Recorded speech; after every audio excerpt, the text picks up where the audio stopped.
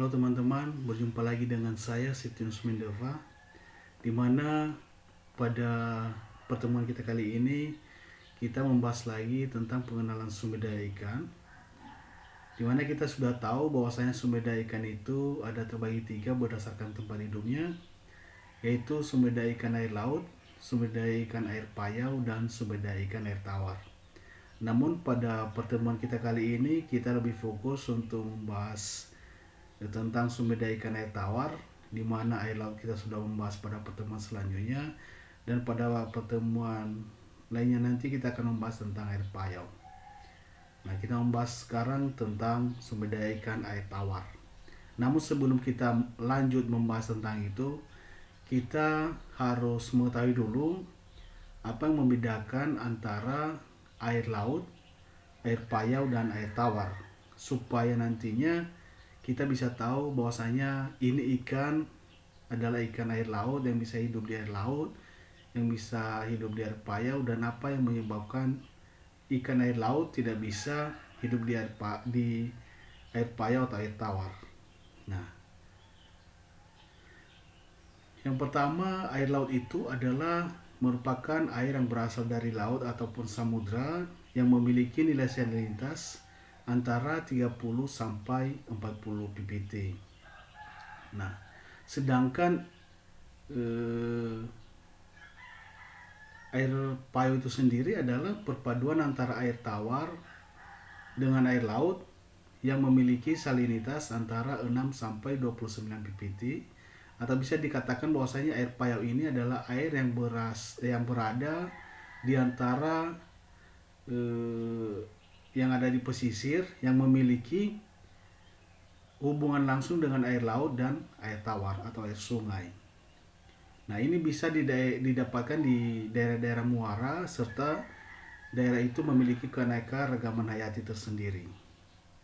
Nah, sedangkan air tawar itu sendiri adalah air yang tidak mengandung banyak larutan garam atau larutan mineral yang terkandung di dalamnya, di mana salinitasnya antara 0 sampai 5 ppt, dan air tawar itu sering kita temukan di sungai, kolam, di danau, dan juga di tempat air tawar lainnya seperti pari juga dan sumur. Nah, sedangkan alat untuk mengukur daripada salinitas ini seperti yang ada pada gambar di atas ini namanya alat refraktometer. Alat ini bisa kita gunakan untuk melihat nilai atau kandungan salinitas yang terdapat di dalam air tersebut dengan cara menggunakan alat refraktometer ini, pengukuran salinitas ini. Nanti sampelnya kita teteskan, lalu kita lihat sampai atau berapa kandungan salinitas yang terkandung di dalamnya. Ini dimana salinitas itu sendiri adalah kadar garam terlarut dalam air, dimana salinitas itu disusun oleh 7 ion utama, yaitu sodium, kalium, magnesium, klorid, sulfat bikarbonat.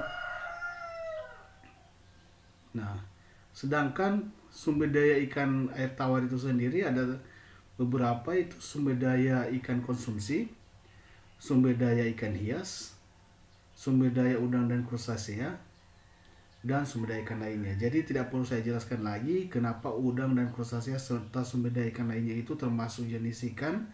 Itu sudah kita bahas pada pertemuan selanjutnya, yaitu di apa definisi ikan itu sendiri. Jadi pasti teman-teman sudah paham dengan apa penyebabnya udang dan sumber daya ikan lainnya itu masuk di dalam kategori ikan. Nah, ikan air tawar itu sendiri bisa kita dapatkan dengan dua cara. Yang pertama itu adalah ikan air tawar yang ditangkap di alam, atau ikan air tawar yang hidup di alam, di mana penangkapan ikan itu adalah kegiatan menangkap atau mengumpulkan ikan atau binatang air lainnya atau tanaman air yang hidup di laut atau perairan umum secara bebas dan bukan milik perseorangan. Jadi ikan yang yang ditangkap di perairan itu, yang ditangkap di alam itu sendiri, itu adalah ikan yang hidup secara alamiah di alam, dan dimanfaatkan oleh masyarakat dengan melakukan penangkapan. Nah, sedangkan menurut data BPS tahun 2017, jumlah penangkapan ikan perairan umum itu mencapai 468.000 ton. Dan itu pun bisa saja makin lama makin turun berdasarkan tingkat eksploitasi atau pemanfaatan yang dilakukan yang sudah sangat tinggi. Sedangkan penangkapan mayoritas dilakukan di sungai dan di danau. Nah, sedangkan ikan air tawar budidaya itu sendiri adalah ikan yang dipelihara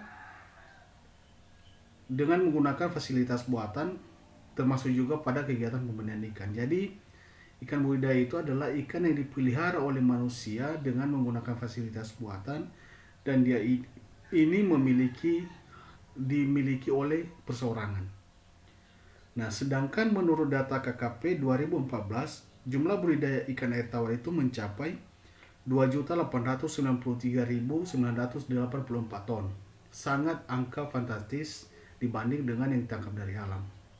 Serta ikan yang banyak dibudidayakan itu seperti ikan mas, ikan nila, ikan lele, ikan patin, ikan gurami, dan bawal serta ikan lainnya.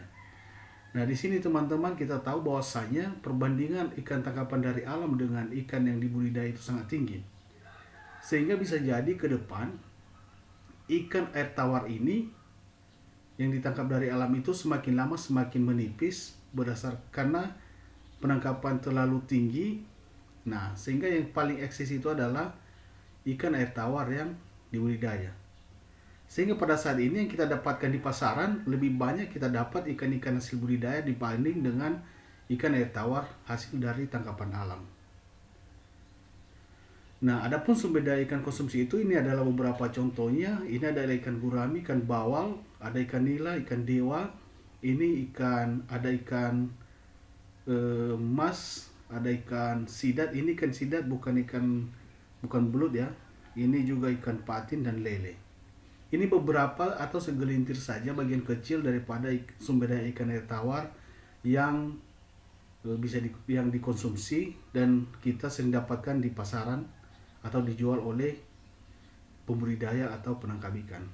Nah, sedangkan sumber daya ikan hias itu seperti di sini ada lohan, ada arwana, kaskes, ada juga komet, ikan mas koi, dan beberapa jenis ikan lainnya. Ini juga sering kita dapatkan atau kita lihat di beberapa toko ikan hias atau akuarium yang terdapat di sekitar kita. Dan dia memiliki kekhasan warna serta harga yang berbeda-beda yang cukup tinggi. Nah, selanjutnya itu adalah udang dan crustacea. Nah, ini seperti yang tertera di atas ini beberapa udang, ada lobster, ada udang yang sering kita dapatkan juga, ada udang sungai juga di sini, serta beberapa kepiting. Ini adalah beberapa contoh kepiting air tawar, di mana kepiting air tawar itu sebenarnya memiliki bentuk yang lebih kecil dibandingkan dengan kepiting air payau dan air laut. Nah, selanjutnya teman-teman, ini sumber daya ikan lainnya. Ini ada yang kadang disebut keong mas atau lainnya, ada kerang-kerangan juga. Ini adalah kura-kura, ini siput, ini cacing tubifek, ini tanaman air, dan juga labi-labi. Semua ini juga tergolong daripada ikan karena dia menghabiskan masa hidupnya juga di air serta memiliki nilai ekonomis dan bisa dimanfaatkan untuk menunjang kesejahteraan masyarakat. Nah, ini teman-teman. Nah, sampai di situ dulu pembahasan kita kali ini.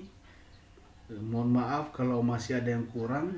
Kalau ada yang kita diskusikan, bisa ditinggalkan komentar di kolom komentar. Kita akan membahas pada pertemuan kita selanjutnya. Sampai jumpa kembali. Kalau ada yang kurang berkenan, saya mohon maaf.